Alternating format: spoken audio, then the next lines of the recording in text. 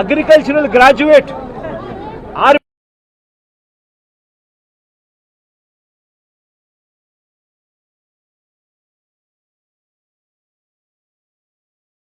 అక్కడే కూర్చోబెట్టి ఆ పంటలకు సంబంధించిన రేట్లు వెంటనే అప్డేట్ చేసేవాళ్ళు. ఏ పంటకైనా కూడా గిట్టుబాటు ధర రాని పరిస్థితి ఎక్కడైనా ఉంటే వెంటనే ప్రభుత్వం ఇన్వాల్వ్ అయ్యేది. జాయింట్ కలెక్టర్లు అందరూ కూడా మార్క్ఫెడ్కు వీళ్ళందరూ కూడా జాయింట్ ఎండీలుగా వీళ్ళందరినీ కూడా నమోదు చేశారు. వెంటనే మార్కెటింగ్ శాఖ ఇన్వాల్వ్ అయ్యి జాయింట్ కలెక్టర్ల ఆధ్వర్యంలో పంటలు కొనుగోలు చేసే పరిస్థితి. ఈరోజు అవన్నీ కూడా గాలికి ఎగిరిపోయిన పరిస్థితుల మధ్య ఈరోజు రాష్ట్రంలో వ్యవసాయం జరుగుతూ ఉంది. ఈరోజు ఈ పొగాకు పంటే తీసుకుంటే ఈ చంద్రబాబు నాయుడు గారి ప్రభుత్వం రాక మునుపు అంటే మా ప్రభుత్వం చివరి సంవత్సరంలో కూడా పొగాకు పంటకు సంబంధించి 2023-24 అంటే మా ప్రభుత్వ హయాంలో కేజీ 366 రూపాయలు అంటే గత సంవత్సరం కేజీ 366 రూపాయలు అంటే 36,000 రూపాయలకు KG tobacco KG Virginia tobacco అమ్ముడుపోయింది. గత సంవత్సరం హైగ్రేడ్ 36,000 రూపాయలు క్వింటాల్కి అమ్ముడుపోతే లో గ్రేడ్ కూడా 24,000 రూపాయలకు తగ్గకుండా క్వింటాలకు గత సంవత్సరం అమ్ముడుపోయిన పరిస్థితుల మధ్య ఈరోజు పరిస్థితి ఏమిటి అని చెప్పి ఒక్కసారి మనమే వెళ్ళి చూసాం. ఈరోజు కాస్తో కూస్తో జగన్ వస్తున్నాడు కాబట్టి అని చెప్పి కాస్తో కూస్తో వీళ్ళంతా కూడా సిండికేట్ కింద ఫామ్ అయ్యి కాస్తో కూస్తో 100 రేట్లు పెంచే ప్రయత్నం చేశారు. జగన్ వస్తున్నాడు కదా, మళ్ళీ జగన్ ఎక్కడ మాట్లాడతాడో మళ్ళీ అల్లరవుతుందేమో అని చెప్పి. కానీ పరిస్థితి చూస్తే ఒకసారి మామూలుగా మార్చిలో ప్రొక్యూర్మెంట్ స్టార్ట్ చేయాలి. మార్చి, ఏప్రిల్, మే, జూన్ ఈ 4 నెలల్లో మామూలుగా ప్రొక్యూర్మెంట్ కంప్లీట్ కావాలి. 220 మిలియన్ టన్నుల ప్రొక్యూర్మెంట్ చేయాల్సి ఉంటే కేవలం 40 మిలియన్ టన్నులు మాత్రమే ప్రొక్యూర్మెంట్ చేసిన పరిస్థితులు ఈరోజు రాష్ట్రంలో కనిపిస్తూ ఉన్నాయి. ఈరోజు రేట్ ఎంత అని చెప్పి చూస్తే ఈరోజు బ్రైట్ క్వాలిటీ అంటే హై గ్రేడ్ క్వాలిటీ ఆవరేజ్ మీద నేను ఇక్కడికి రాక మునుపు వరకు కూడా ఆవరేజ్ మీద 220 రూపాయల నుంచి 260 రూపాయల మధ్యలో అమ్ముడుపోయే పరిస్థితి. ఈరోజు నేను వచ్చినాను కాబట్టి 280 చేసినాను. రైతులకు హై గ్రేడ్ క్వాలిటీ యావరేజ్ 240-250 రూపాయలు కూడా హై గ్రేడ్ వెరైటీకి రాని పరిస్థితిలో ఈరోజు రైతు పొగాకు అమ్ముకుంటా ఉన్నాడు. గత ఏడాది ఇదే హై గ్రేడ్ క్వాలిటీ బ్రైట్ క్వాలిటీకి 366 రూపాయలు కేజీ అమ్ముడుపోయింది. అంటే 36,600 రూపాయలు క్వింటాలు. ఈరోజు సగటున హై గ్రేడు 240-250కి పోతా ఉంది. ఇక లో గ్రేడ్ పరిస్థితి చూస్తే కొనే నాతుడు లేడు. లో గ్రేడ్ పరిస్థితి. యావరేజ్ మీద ఎంత కొనుక్కుంటున్నారు అని అంటే 160 రూపాయలు కేజీ నుంచి 180 రూపాయలు కేజీ కొంటా ఉన్నారు. అది కూడా కొండం లేదు ఎవడు. ప్రతి రైతు ఇక్కడికి స్టాక్ తీసుకొని వస్తూ ఉన్నాడు. ఇక్కడ నుంచి 40% మళ్ళా స్టాక్ వెనక్కి తీసుకొని పోతా ఉన్నాడు ప్రతి రైతు కూడా.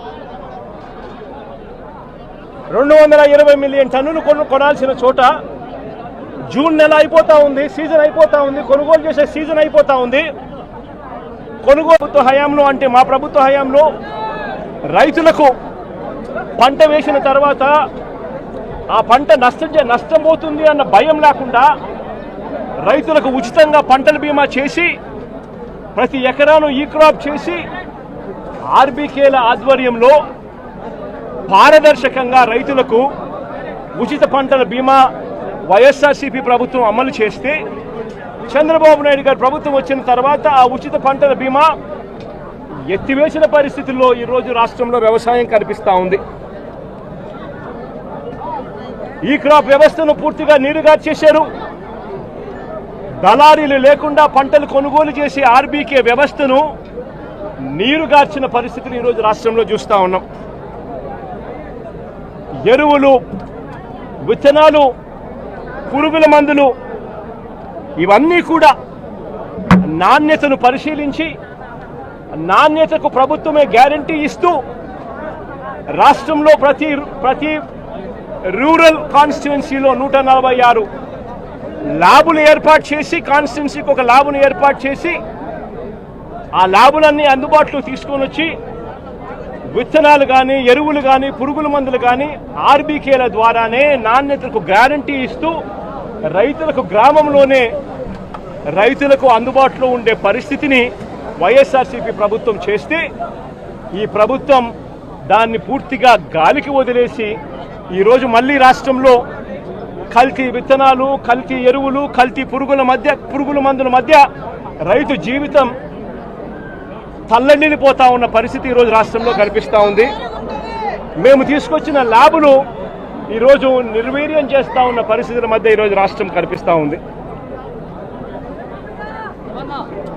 మా ప్రభుత్వ హయాంలో ధాన్యం కొనుగోలు కాక ఆర్బీకేల ద్వారానే దళారీ వ్యవస్థ తీసేసి ధాన్యం కొనుగోలులో ప్రతి రైతుకు కూడా కనీస మద్దతు ధర ఖచ్చితంగా రైతుకు అందుబాటులోకి తీసుకొచ్చే కార్యక్రమం మేము చేస్తూ ప్రతి రైతుకు కూడా ఎంఎస్పీ మాత్రమే కాకుండా జిఎల్టీ ఛార్జెస్ కింద, అంటే gunny bags, logistics, gunny bags, labour, transport కింద ప్రతి రైతుకు ఎకరాకు 10,000 రూపాయలు అదనంగా మా ప్రభుత్వ హయాంలో, వైఎస్ఆర్సీపీ ప్రభుత్వ హయాంలో ప్రతి రైతుకు కూడా మేము ఇచ్చేవాళ్ళం. ఈరోజు రైతుకు గిట్టుబాటు ధరలు రాని పరిస్థితి. ధాన్యం కూడా 300 రూపాయలు ఎంఎస్పీ కన్నా తక్కువ రేటుకు కొనుగోలు చేసిన పరిస్థితి, రైతు అమ్ముకున్న పరిస్థితి దళారీలకు.